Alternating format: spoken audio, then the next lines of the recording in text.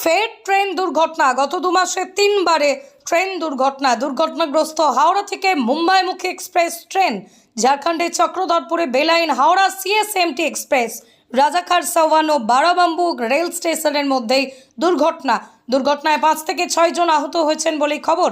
চক্রধরপুর থেকে relief train রওনা দিয়েছে। এলাকায় পৌঁছে উদ্ধার কাজ শুরু করেছে রেলের টিম। দুর্ঘটনায় মৃত 2, আহত 20।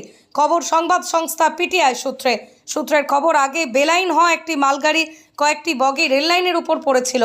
এই বগিগুলির সঙ্গেই ধাক্কা লাগে মুম্বাইগামী হাওড়া সিএসএমটি এক্সপ্রেস লাইনচ্যুত হয়। হাওড়া স্টেশনে খোলা হয়েছে হেল্প ডেস্ক। 2টি নম্বর হলো 033263822217 এবং 9433357920।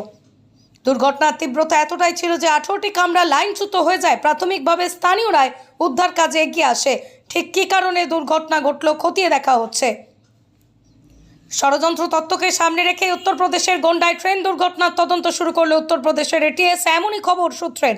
গতকাল দুপুরে উত্তরপ্রদেশের গোন্ডায় লাইনচ্যুত হয় চণ্ডীগড় ডিব্রুগড় এক্সপ্রেস।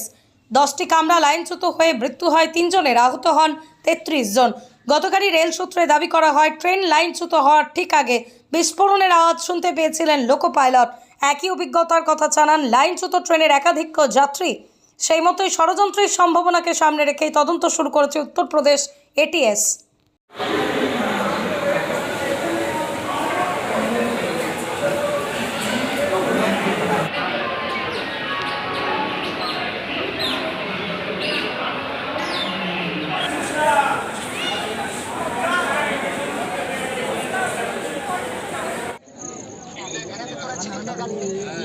এটা এ সোয়ানি হারাছি নাগা দিকে